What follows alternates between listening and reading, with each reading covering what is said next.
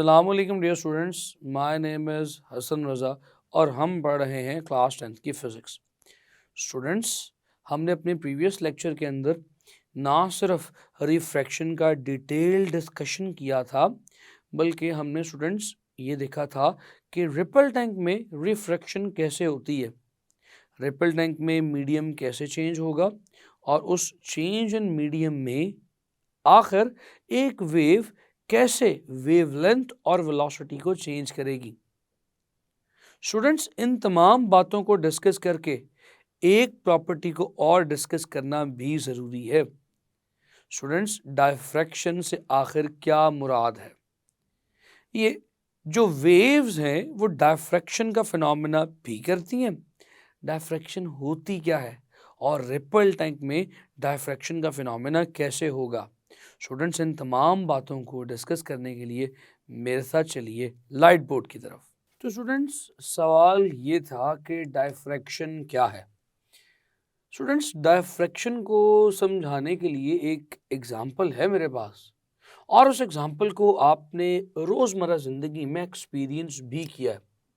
Students, question बहुत simple सा है कि अगर आप अपने घर में अपने सोफे में अपने लिविंग रूम में सोफे के पास या सोफे पर बैठे हों या उसके पास खड़े हों और आपके सामने एक स्पीकर पर आपका पसंदीदा म्यूज़िक चल रहा हो, तो स्टूडेंट्स आप उस म्यूज़िक को इजीली सुन सकते हैं। क्यों सुन सकते हैं? क्योंकि उस म्यूज़िक की साउंड वेव्स आप तक प्रोपागेट करके आप तक चलकर आ रही हैं। तो स्टूडेंट्स, आप उस म्यूजिक को एंजॉय करेंगे। लेकिन स्टूडेंट्स, अगर मैं बीच में किसी दूसरे शख्स को खड़ा कर दूं, क्या अब आपको वेव्स मुयस्सर नहीं होंगी? क्या अब आप उन वेव्स को नहीं सुन पाएंगे? क्या वो साउंड वेव्स अब आप तक नहीं पहुंचेंगी? तो स्टूडेंट्स, सिंपल सा जवाब है कि अगर कोई शख्स आपके और आपके म्यूजिक बजाने वाले स्पीकर के दरमियान हायल हो भी जाए, तब भी आप तक साउंड वेव्स पहुंच रही हैं। स्टूडेंट्स, आखिर कैसे? क्या ये वेव्स उस शख्स के अंदर से होती हुई गुजर रही हैं? क्या उसमें से रिफ्रैक्शन का अमल हो रहा है? स्टूडेंट्स, जवाब है नहीं। ये वेव्स उस हर्डल ऑब्स्टेकल के थ्रू पास नहीं करके आ रही।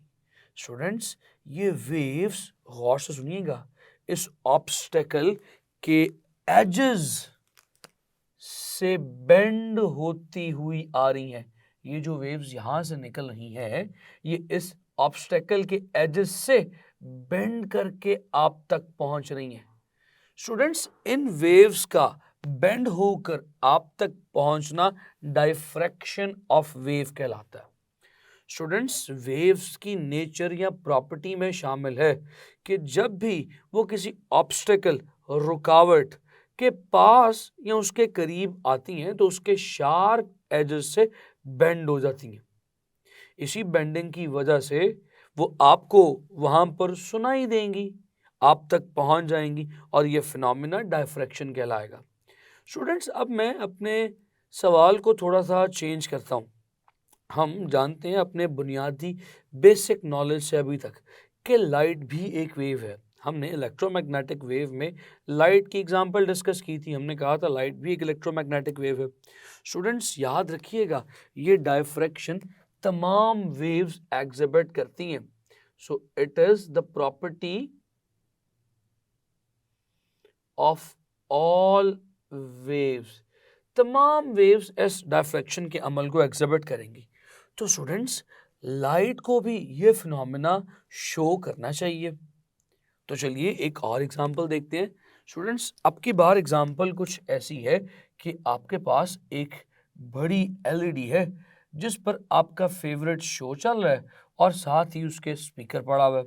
उस स्पीकर से साउंड वेव्स निकल रही हैं और एलईडी से लाइट वेव्स निकल रही हैं। वो साउंड वेव्स और लाइट वेव्स आप तक ट्रेवल करती हुई आ रही हैं और आप अपने फेवरेट प्रोग्राम को एंजॉय भी कर रहे हैं और उसके म्यूजिक से या उसकी साउंड से महसूस भी हो रहे हैं। लेकिन स्टूडेंट्स, अब की बार अगर मैं इस सारे सेटअप में कोई दूसरा शख्स लाकर खड़ा कर दूं तो क्या ख्याल है, क्या अब भी आप अपने फेवरेट शो से उसी हद तक महसूस होंगे? जवाब है नहीं। क्यों? क्योंकि अब आप तक साउंड तो आ रही है, क्योंकि साउंड आपने देख ली कि आपके उस हर्डल के एजेस से डायफ्रैक्ट होती हुई, बेंड होती हुई आप तक पहुंच जाएगी। तो स्टूडेंट्स, आप उस शो को देख क्यों नहीं पा रहे? लाइट भी तो वेव है, लाइट क्यों डायफ्रैक्ट नहीं हो पा रही? क्या लाइट डायफ्रैक्शन का फिनोमेना नहीं करती, या लाइट के डायफ्रैक्शन के लिए कुछ डिफरेंट कंडीशंस हैं? स्टूडेंट्स, डायफ्रैक्शन की एक ही शर्त है, याद रखिएगा, the diffraction is only possible, ये सिर्फ उस सूरत में मुमकिन होती है जब the wavelength of the wave is comparable to the size of obstacle। मैंने क्या बोल दिया? मैंने कहा डायफ्रैक्शन सिर्फ उसी सूरत में हो सकती है, डायफ्रैक्शन का फिनोमेना सिर्फ उसी सूरत में मुमकिन है अगर वेवलेंथ का साइज ऑब्स्टेकल या रुकावट के साइज के कंपेरेबल हो। यूं भी कह सकते हैं कि wavelength of wave should be comparable to the size of obstacle या रुकावट के साइज के कंपेरेबल होना चाहिए वेवलेंथ का साइज। अगर स्टूडेंट्स मैं इसको प्रिसाइसली या स्ट्रिक्टली या एक्यूरेटली बयान करूं तो याद रखिएगा, ऑब्स्टेकल का साइज वेवलेंथ से छोटा होना चाहिए, ऑब्स्टेकल वेवलेंथ से थोड़ी सी छोटी होनी मकसूद है। तो इसको अगर आप मैथमेटिकल फॉर्म में लिख लें, लैम्डा कहते हैं वेवलेंथ को, lambda should be greater than the size of obstacle। This is the condition for the diffraction of wave। सिर्फ इसी सूरत में diffraction of wave पॉसिबल है। स्टूडेंट्स, तो यहां पर साउंड की डायफ्रैक्शन हो रही है लेकिन लाइट की डायफ्रैक्शन नहीं हो रही, क्यों? स्टूडेंट्स, ये चीजें क्लियर होंगी तो मैं रिपल टैंक की तरफ आ सकूंगा, ये चीजें क्लियर करके ही मैं रिपल टैंक आपको समझाने के काबिल हूंगा। स्टूडेंट्स, तो डायफ्रैक्शन सिर्फ साउंड की क्यों हो रही है, लाइट की क्यों नहीं हो रही? स्टूडेंट्स, क्योंकि साउंड की वेवलेंथ बहुत बड़ी होती है। साउंड की वेवलेंथ आमतौर पर रास्ते में हाइल रुकावट के साइज से बड़ी होती है, सो लिहाजा साउंड के लिए ये कंडीशन फुलफिल होती है।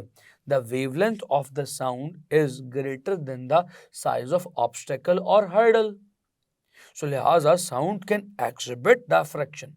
लेकिन स्टूडेंट्स, जब हम लाइट की बात करते हैं तो स्टूडेंट्स लाइट के केस में याद रखिएगा, लाइट के केस में वेवलेंथ नैनोमीटर्स के ऑर्डर की होती है, 10⁻⁻⁹ मीटर्स के ऑर्डर की होती है। आप अंदाज़ा कर सकते हैं कितनी छोटी होगी, यानी 0.1 2 3 4 5 6 7 8 और फिर 1 मीटर, तकरीबन इससे भी कई छोटी। तो the wavelength of the light is very very small. तो इस हिसाब से देखा जाए तो जो ऑब्स्टेकल रास्ते में पड़ी है वो इससे बहुत बड़ी है, सो लिहाजा students light can not exhibit the phenomena of diffraction for bigger obstacles. इसीलिए लाइट बड़े ऑब्स्टेकल, बड़ी रुकावट से डायफ्रैक्शन का फिनोमेना नहीं कर सकती। यानी आपको अगर बीच में कोई शख्स खड़ा कर दिया जाए तो टीवी नहीं दिखेगा, क्योंकि उस वक्त जो लाइट की रेज उस टीवी में से निकल रही होंगी वो डायफ्रैक्शन नहीं कर सकेंगी, इस एजेस ऑब्स्टेकल के एजेस से बेंड होकर आप तक नहीं पहुंच पाएंगी। तो स्टूडेंट्स, ये तो ब्रीफ सा ओवरव्यू है डायफ्रैक्शन का। अब सवाल ये पैदा होता है कि रिपल टैंक में क्या आप डायफ्रैक्शन के फिनोमेना को ऑब्जर्व कर सकते हैं? स्टूडेंट्स, हमने डायफ्रैक्शन के फिनोमेना को ऑब्जर्व करने के लिए रिपल टैंक में थोड़ी सी जरा चेंजिंग्स प्रोड्यूस की। हमने क्या चेंजिंग्स प्रोड्यूस की स्टूडेंट्स? हमने रिपल टैंक में जो वेव फ्रंट्स आगे आ रहे थे, उन आगे आने वाले वेव फ्रंट्स के सामने एक ऑब्स्टेकल रखी। लेकिन स्टूडेंट्स वो जो ऑब्स्टेकल हमने सामने रखी है ना, वो in the form of slit रखी है। ये क्या नया वर्ड मैंने आपके सामने यूज कर दिया? स्लिट से क्या मुराद है students? Slit is called as a narrow opening.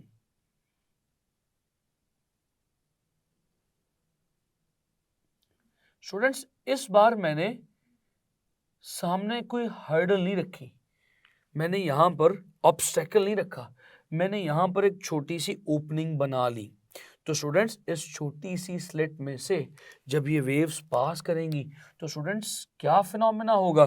These waves will bend around the edges of this slit. ऐसे ही होगा ना स्टूडेंट्स, ये वेव्स ऐसे बेंड होना शुरू हो जाएंगी। तो स्टूडेंट्स ये बेंडिंग का फिनोमेना ही तो डायफ्रैक्शन है।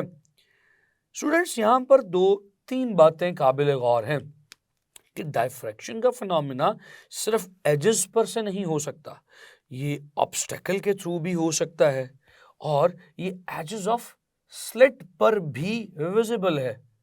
स्टूडेंट्स यहां पर अगर आप गौर करें, जो साइज ऑफ स्लिट लिया है, that size of slit is comparable to the size of wavelength.